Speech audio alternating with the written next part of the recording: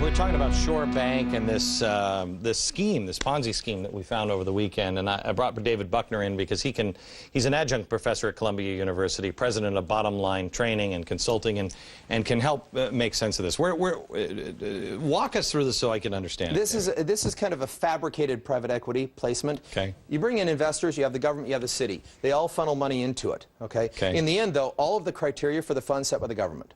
All of the results, the money that comes back, you may get some money back here, but the money that goes into the city, it is used for workforce development, and the criteria set again by the government. So hang on, Energy Efficiency Fund, this box here. Big box, biggest pool of money. This is, and that's Shore Bank. That's managed by Shore Bank. That's managed by Shore Bank. Okay, that's the bank that everybody is just saved. It's a bucket. Okay, so now all the criteria for that is set by the government. Okay, that's actually just tax cuts or tax credits. Tax credits, stimulus. Stimulus money. Once that money goes away, is this sustainable? No, you can't sustain it because the money's not coming in. Okay. They're hoping, the dialogue is they're hoping that private investors will flood this because they can find it viable. No. But if it's not viable before, it's probably not viable after. Right. Okay. So the money goes to the city, but the return goes to the city, but that goes up to the contractors. You actually have return here.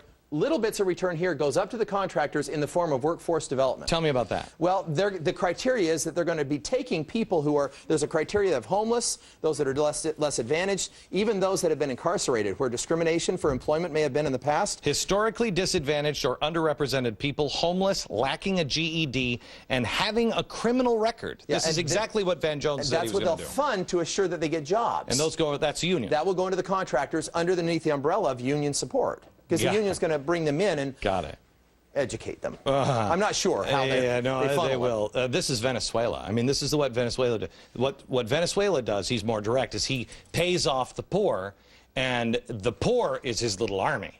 That's his army that keeps Venezuela. This is not a true business model. Right. This is a fascinating model which is akin to some of the movements of Enron when they started moving things. This here is not sustainable on its own. It is being created under the guise of private equity, under the purpose of energy efficiency. Great words to use, but in the end, not a viable model. Tell me about the host college. These, up here, as they receive this, the energy is owned and delivered to the college, to an entity, okay? But they own it. So if they can't pay, and by the way, most of them don't have to qualify. The purpose of it is to assure that you don't discriminate based upon ability to pay.